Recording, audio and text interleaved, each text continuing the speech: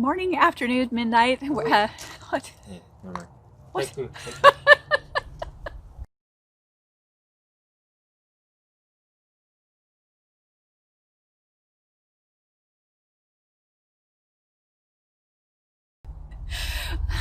Morning, afternoon, midnight, whatever it is, wherever you are. I'm welcome to my backyard. This is where the adventure began. There was a blackberry bramble right back there that had the hidden throne of the well, I guess it's not the hidden throne of anybody except Hannah. It was her hideaway back there, but they recently tore that all out to save our forest. So happy, sad, sad, happy. Anyway, today I'm going to read the first chapter of the Gates of Arona, Book 1, Into the Harewood.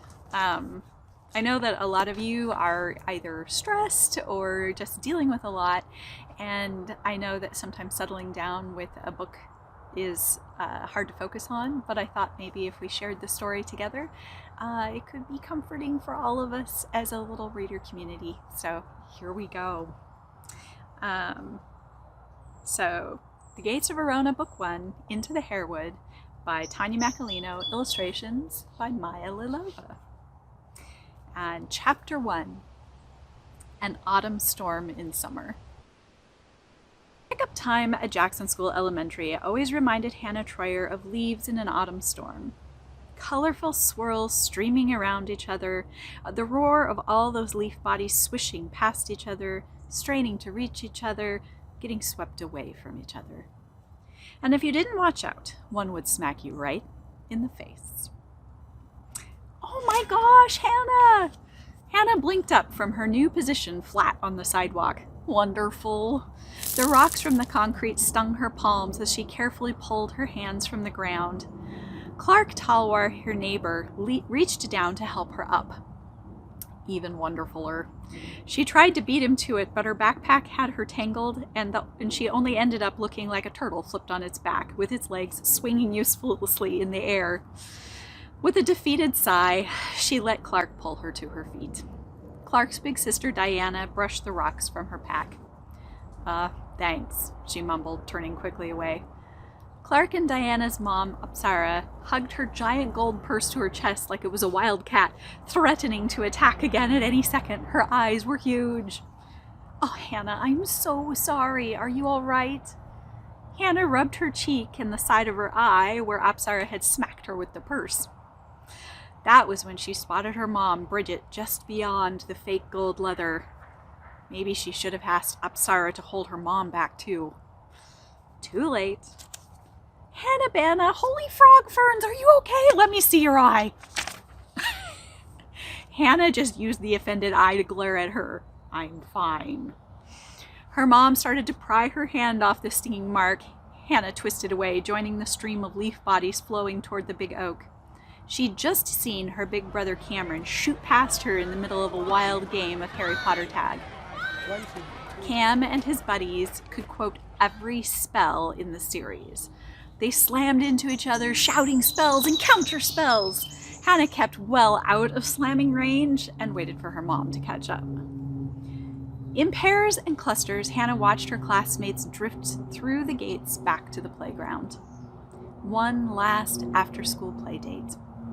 One last goodbye to third grade. Next year would be the last year she and Cam would be in Jackson together. The last year they would be in any school together until she was a freshman in high school. In high school! Hannah's table mates, Rebecca and Asia, whispered and giggled as they disappeared around the corner toward the playground. Liar, liar, pants on fire, Hannah thought after the two biggest gossips in her class. She wrinkled her nose but couldn't stop herself from gazing longingly around the corner where they'd disappeared. Finally, her mom managed to pull herself away from the crowd of parents saying their goodbyes at the door. Mom, can we go to the playground? Hannah asked. Cam jogged up, breathless from his spell casting. Yeah, Mom, can we go? Mom shook her cell phone at them. I got a job. We gotta get home. But it's the last day of school, please, Cam pleaded. Hannah didn't bother. She knew those 4 words, I got a job, were the deal closer. And besides, not one of those backpacks bobbing past on the way to the gate had paused to invite her. Not like Cam's entire Quidditch team, which slouched in disappointment as he turned to follow their mom down the path toward home. Hannah trailed along behind. The sky glowed neon blue above them.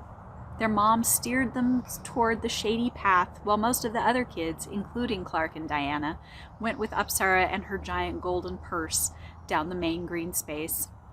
Hannah sighed again and with a wave, turned away. The first to greet them along the sidewalk was Snowy, a little lady of the cat, who welcomed Hannah with a headbutt. This was a ritual not even I got a job could interrupt. The whole family, the whole neighborhood, knew Hannah was cat crazy, and dog crazy, and squirrel crazy, and bird crazy, and once she'd even found a baby mole. It was safe to say she was animal crazy. Except for snakes and spiders, she was not crazy about snakes and spiders. Cam stopped to scratch Snowy on the chin. He was pretty much as cat crazy as Hannah was. It's going to be a lonely summer without Nicola, Cam said quietly. Yeah, Hannah agreed. Their own cat had died just 3 weeks ago. It made their house kind of quiet, kind of empty, without her sleek shadow following them everywhere. We'll visit you, Snowy, I promise, she whispered as the lady cat rubbed high against her leg.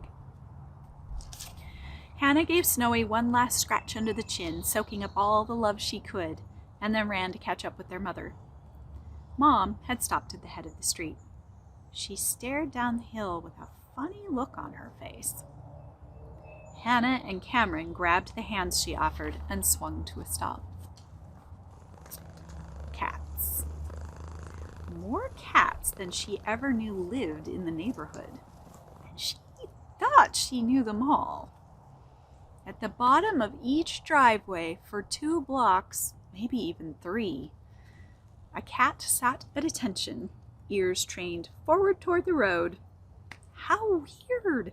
Hannah gripped her mom's hand a little tighter, and her mom squeezed back. They're all here, Han. There's Furry, there's Peanut, there's Pickles. There's those 2 cats that chase each other across the roof every morning, Cam murmured. Hannah nodded. Yeah, there's Pretty Kitty, there's Shadow, there's Peter Pan, and there's Maury. What's she doing so far from home? It looks to me like you 2 have your own honor guard for the last day of school, Mom said, still not moving forward. This was better than a play date any day. Hannah and Cam dragged their mom down to the first driveway. They gave Furry a good scratch behind his big black ears and picked a few dead leaves out of his thick coat. He began to purr, but he didn't move. Mom didn't let go of their hands. They moved on to Peanut, an old gentleman cat with an orange striped coat. Even after Hannah gave him his favorite chin rub, he didn't flop down and roll onto his back. He just stared forward and purred loudly. Hannah looked up at her mom. Her mom looked down and shook her head. I have no idea. The cats remained purring guardians like that all the way down to the main road. The school crowd had long disappeared by the time they got to the end. Together, they turned back to look up the road. Their honor guard was gone. Where'd they go? Hannah asked, her skin prickling strangely. Super weird, Cam agreed. Snowy stepped out from behind the corner hedge and gave them a long, loud prow. The prickling worry faded from Hannah's neck and arms. All 3 of them shifted and twisted as the white cat wound between their legs. Snowy crossed the street and called to them with another loud prow from the opposite corner. Okay, what are you up to, little girl? Mom asked the cat. Now she was the one pulling Hannah and Cameron forward. Hannah knew her mom's reporter brain was on hyperdrive. Which was okay, because this time Hannah was pretty curious too. What could make all the kitties in the neighborhood act like guards at the royal palace all at the same time? One of the things she loved about cats was their graceful play. This was so not right. Mom released their hands on either side of the road, and they all jogged to catch up with the sleek white cat as she trotted up the path. Hannah wished so desperately that she could dump her backpack. Filled with goodbye projects and presents, it slammed against her back every step. Soon, parts of her back started going numb. But Snowy didn't go far. She stopped just in front of the old schoolhouse, the office for the neighborhood association. Hannah had always thought the old building was cool, with its school bell and the big porch hanging down with flowers, and the hitching post out front. Now, if only the hitching post had horses actually hitched to it. What, need a cat to remind you to pay the dues? Cam joked to their mother. Very funny. This is just too weird, Mama said as she dug into her tiny purse. I actually do need to stop here. She finally got hold of the phone and scrolled quickly through it. Yes, the Jackson schoolhouse. That's so weird. Mom bent down and gave Snowy a thank you stroke down the back, wandering distractedly forward, staring at her phone. Mom pushed the doorbell. In reply, the door buzzed and unlocked with a pop. Mom held the door for them, and they went in. Hannah followed Cam past an antique bookcase and through a doorway that framed a second stained glass window to a single room about twice the size of their living room. She'd only been in the schoolhouse a couple times, but she'd always found the old wood comforting, like it held memories of the kids from the old days with their big skirted dresses and their trousers with wide suspenders and their bonnets and their hats. Those were cool. Imagine if all the kids in the neighborhood, all the way up through high school, fit in this one room. Over there in the corner would be the wood stove, and up there would be the one teacher you all shared. All the way through high school? Hannah asked. Now that kind of sounded scary, being in with the big kids. Well, maybe not quite that old. People didn't stay in school long those days. They had to work to help support their families. There was even a special school break in the fall so that everybody could help with the harvest. All this land was farmland back then. So the bell had to be super loud so they could hear it across all the fields? Cam asked. I guess so, their mom said with a laugh. Hannah ran her hand over the dark wood of the door frame. Cam and me would have been in the same class here? Well, not here, but over by North Plains. Why not here? Hannah asked. Well, as far as I can tell, this is just a building done up to look like a pioneer schoolhouse. If you come over here... Mom led them back down the hallway where there were 3 old-timey pictures hanging on the wall. This is a picture of the Laceyville School. It looks very similar to this building, but the first Jackson School probably looked a lot more like one of these. She pointed to a set of pictures of short, stumpy log cabin schools. It was torn down almost 100 years ago. I'm not sure if they kept anything. A little spark of anger settled in Hannah's chest.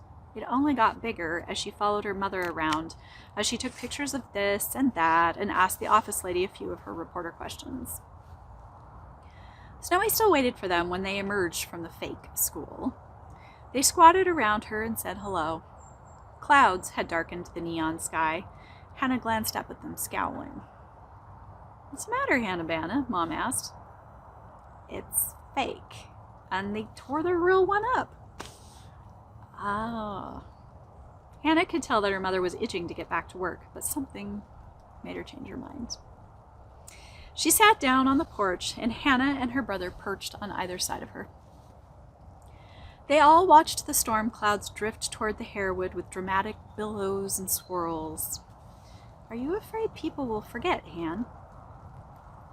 Well, they smashed it up. How can people remember? Yeah, what about all the kids that went to school there? That was their memories from when they were kids, Cam agreed. Exactly, Hannah said. I always felt cozy there because of their memories, and now I know it wasn't even real. Their mom nodded and was quiet for a while. Finally, she looked up. Maybe you can think of it like this. You know about old stories, stories like King Arthur? You know how they change over years and years? Every generation has different problems, different reasons they need those stories. So they change to make them fit what they need them to do. Well, this new Jackson schoolhouse, she stood up and walked with them down to the sidewalk so they could turn around and look at the building. This new Jackson schoolhouse is the story our generation needed. But in it is the memory of all those pioneer schoolhouses that were real, that helped build our community and gave our children a chance to grow their minds and their friendships. When you look up at the bell, you remember those kids chatting as they hurried up the steps to whichever schoolhouse was theirs. When you look at the hitching posts, you remember how far they had to come just for the privilege of learning. Old stories, powerful stories, have a way of leaving memories behind in newer stories. They remind us that where we came from was also a part of where we are. So in a way, what you felt was real. It was just even bigger than you thought. A huge gust of wind whipped around them, pulling strands from our mother's heavy red braids and sending Hannah's short black curls flying. Shadows fell over the schoolhouse, taking away its bright newness, and suddenly Hannah could see exactly what her mother meant. The old memories in the new stories. Hannah and Cam exchanged a look. The schoolhouse was kind of magical, if she thought about it that way. She smiled at her brother, knowing he was thinking the same thing. Then Snowy, the last of their guards, began jumping at their calves and driving them toward home. Well, I hope you enjoyed that. And if the weather cooperates and my voice cooperates, we'll be back again later in a couple days to read chapter 2 together. Take care and be well and be safe. And I'm thinking about you all.